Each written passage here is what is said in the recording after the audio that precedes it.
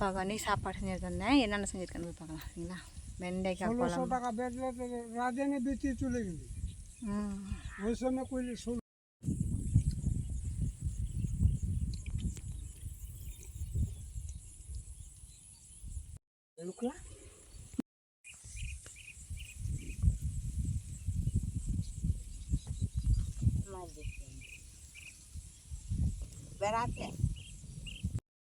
இப்போ பாருங்கள், இதில் சோளம் நல்லா இருக்குது, நல்லா பெருசாக இருக்குது.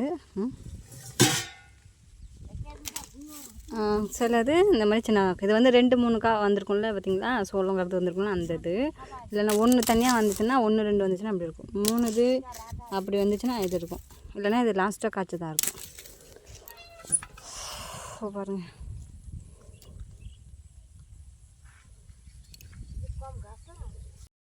சாப்பாடு கொடுத்துட்டு வந்துட்டேன். நான் சொன்ன மாதிரி என் மாமியார் எங்கள் அம்மா இருக்காங்க பார்த்தீங்களா, எங்கள் அம்மாவும் எங்கள் அப்பாவும். ஸோ அவங்க கூட சின்ன மன கஷ்டம் இருந்துச்சு.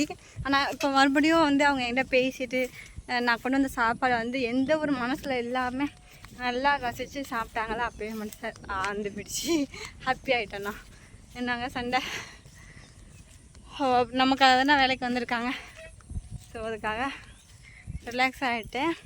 ஸோ இங்கே பாருங்கள், பின்னாடி பாருங்கள் எவ்வளோ அழகாக இருக்குன்னு பாருங்க. வந்து ஒரு ஆறு, காட்டாறு, இதில் விவசாயம் பண்ணிகிட்ருக்காங்க பாருங்கள் பாருங்கள். ஸோ அந்த ரோடு வந்து இன்னும் போடலை. அந்த பாருங்க பிரிட்ஜ் கட்டியிருக்காங்களா, அது கீழே வந்து இன்னும் ரோடு வந்து போடலை.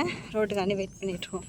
அது வந்தால் இந்த சைடு வந்து மெயின் ரோடாகவே ஆகிடும், கார்லாம் அதிகமாக போகும். அந்த மாதிரி எங்கள் ஊரும் சிட்டி ஆகிடும். அழகாக இருக்கும்.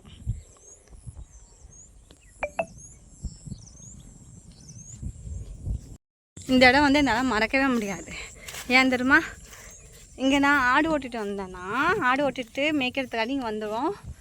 அப்போ வந்து ஆடெல்லாம் பிரிஞ்சு போயிடுச்சு. சில பேர் ஆடு அங்கே மேய்க்கிறோம், நான் மட்டும் இங்கே தனியாக மேய்ச்சிட்டு இருந்தேன். ஏன்னா இங்கே புல் நிறையா இருக்கா. ஸோ அதனால் நான் மட்டும் இங்கே தனியாக மேய்ச்சிட்டு இருந்தேன். யாரும் என்னை கவனிக்கலை, நானும் எதுவும் கவனிக்கலை. ஸோ எனக்கு ஆப்போசிட்டில் 2 நாய்ங்க நல்லா சகப்பா 2 நாய் குட்டி வந்து நல்லா உட்காந்துச்சு. நாய்னா குட்டியெல்லாம் கிடையாது, நல்லா கொஞ்சம் பெரிய நாய் தான். அப்படி உட்காந்துச்சு. ஸோ என் கூட வந்து இப்போ இது வந்தவங்க எனக்கு அம்மா வேணும், சுற்றி வேணும், அத்தை, அவங்க எல்லாருமே சரிங்களா. ஸோ அவங்க வந்துட்டு என்னை வந்து சத்தம் போடுறாங்க, இப்படியாடி உட்கார்ந்துருக்காத, வாடின்னு திட்டுறாங்க என்ன. எனக்கு ஒன்றுமே புரியலை. ஆடை ஓட்டிட்டு முடியா கம்பு எடுத்து காட்டு விரட்டுங்கிறாங்க.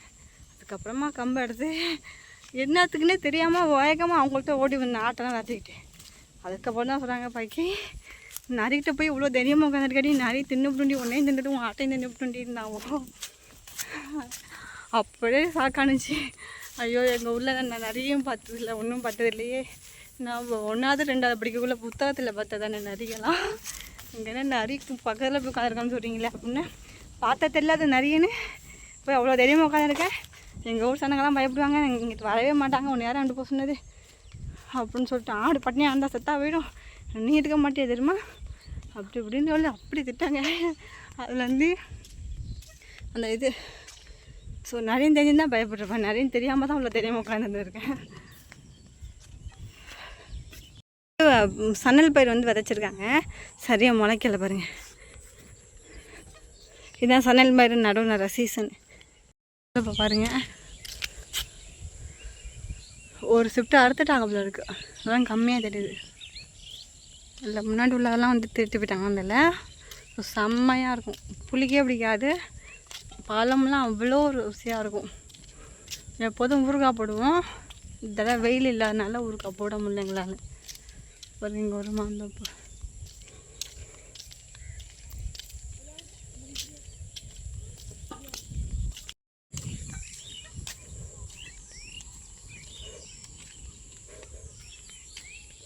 இது எல்லாம் அறுவடை முடிஞ்சு விட்டது.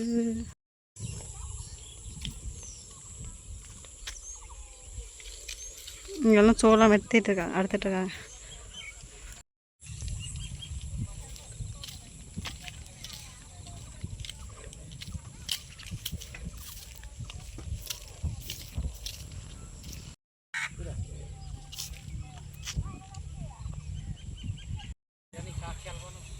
எங்கள் அப்பா வந்து இது வந்து ஓப்படியாவோட அப்பா, நடு ஓப்படியாக இருக்கார் பார்த்தீங்களா, அவங்களோட அப்பா. அவங்களுக்கு வந்து ஹெல்ப் பண்ண வந்திருக்காங்க பாருங்கள். நெல் வந்து விதை நெல் போட வந்திருக்காங்க. எப்படி சொல்கிறது, நாற்று விட வந்திருக்காங்க. நாற்று விட்டாங்க, மழை பெஞ்சு வந்து தண்ணி பூந்து இது பயிர் வந்து இறந்துட்டு செத்து போய்ட்டு அப்படின்னு சொல்லிட்டு இருந்தாங்க. ஸோ அதுக்கு தான் நான் சொன்னேன், இது வந்து கொஞ்சம் மேல் பகுதியில் விடணும், அங்கே தான் எங்கள் அப்பா விடுவாங்க. ஸோ இங்கே ஏன்ப்பா விட்டிங்கன்னு தான் கேட்டேன்.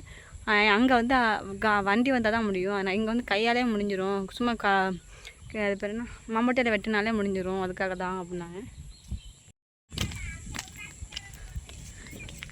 அவங்க ஊரில் அந்த இது நெல் பயிர் வந்து நாற்றே வெளில வந்துடுச்சு. எங்கள் ஊரில் என் ஊரில் வந்து இன்னும் சோளவே முடியலை. அங்கன்னா காப்பு கட்டி ஆச்சு ஊரில். திருவிழாவுக்கு போகணுங்கிற ஒரு ஆசை. ஆக மொத்தம் நம்ம தலையில் எல்லை படலை. போங்க, என்னைக்கு நாற்று விட்டு, என்னைக்கு சோளம் காஞ்சி, என்னைக்கு சோளத்தை விற்றுட்டு ஊரா பக்கம் போகிறேன்னு தெரியும்.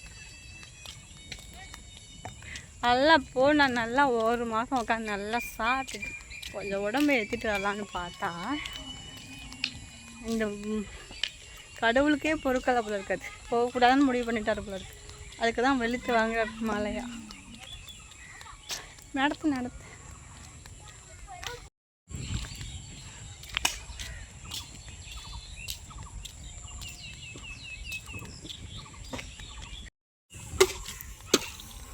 கொடுத்துட்டு வீட்டுக்கு வந்துட்டேன். வீட்டுக்கு வந்தோன்னா பார்த்தீங்கன்னா என் நாத்தனா வேற வந்திருக்கான். ஸோ நாத்தனா அவனால் அவெல்லாம் சாப்பிட்டுட்டு வந்து ரெடியாக இருக்கவோ அவங்களாம் வந்து நாளைக்கு வந்து ஹெல்ப் பண்ணுறாங்களே. ஏன்னா மழை வந்துடுச்சு பார்த்தீங்கன்னா, ட்ரெஸ் மாற்றி தான் வந்துருக்காங்க. மழை வந்துடுச்சு. ஸோ அவங்களாம் வந்து நாளைக்கு ஹெல்ப் பண்ணி தரேன், அதாவது என் மாமியார் சொன்னாங்க ஹெல்ப் பண்ணி கொடுங்க அப்படின்னு சொன்னாங்க. நான் வந்து அவங்களுக்கு சம்பளத்துக்கு அவங்களுக்கு வந்து ஒரு இது கொடுப்பேன், சோளம் வந்து அவங்களுக்கு ஒரு இதாக கொடுப்பேன். ஸோ அந்த கூலி கொடுப்பேன்னு சொல்லுவோம்ல, அந்த மாதிரி என் மாமியாருக்கு. ஸோ அதுக்காண்டி நாத்தனோட ஹஸ்பண்ட்லாம் வந்து அவங்களுக்கு ஹெல்ப் பண்ணுறதுக்காண்டி இங்கே இருக்காங்க. நாத்தனா வந்திருக்கா, நாத்தனா பையன் பொண்ணு, அப்புறம் ஹஸ்பண்ட் 2-3 பேருமே வந்திருக்காங்க. ஸோ நாளைக்கு என்ன அப்படின்னா நாளைக்கு காலைல பார்ப்போம். அதுக்கப்புறம் வந்து இன்றைக்கி வந்துட்டு நாங்கள் கடைக்கு போனேன். கடைக்கு போயிட்டு வந்து வாழைக்காய் வாங்கினேன். ஒரு வாழைக்காய் 1 ரூபாயாம், அதுவும் மொந்த வாழைக்காய். என்னான்னு தெரியல, ஒரு வாழைக்காய் 1 ரூபான்னு விற்றாங்க. சரி வாங்கிட்டு வந்தேன், 20 ரூபாய்க்கு வாங்கிட்டு வந்தேன். 20 ரூபா இருந்துச்சு. அதில் 10 காய் வாங்கிட்டா 10 காய் நான் வாங்கிட்டேன். அவங்க சொன்னாங்கன்னா இது வந்து பழுக்க வைக்க முடியாது, காய் தான் சாப்பிட்லாம், குழம்பு தான் சாப்பிட்லான்னு சொன்னாங்க. ஆனால் பாருங்கள், ஒன்று பழுத்து இருந்துச்சு, டேஸ்ட்டு நல்லா வந்துச்சு. பழுக்க வச்சது பற்றி நல்லா இருந்துச்சு. நல்லா அதில் வீடியோலாம் காமிக்க முடியலை, சாரி. ஸோ நாளைக்கு நல்ல வீடியோவில் உங்களை பார்க்குறேன், சரிங்களா? Thank you, bye by.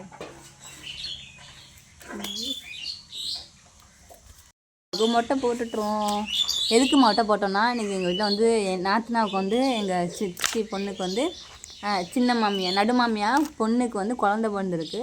ஸோ அதுக்காக வந்து இன்றைக்கி எல்லாமே சுத்தம் செஞ்சால் வந்து மொட்டை போடணும், மொட்டை எடுக்கணும், இந்த மாதிரி விரலில் வந்து நகம் வெட்டணும்.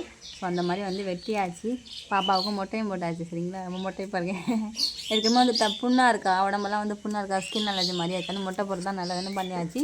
ஸோ இவ்வளோதான் வீடியோ. எப்படி லைக் பண்ணுங்கள், சப்ஸ்கிரைப் பண்ணுங்கள். தேங்க்யூ, பாய்.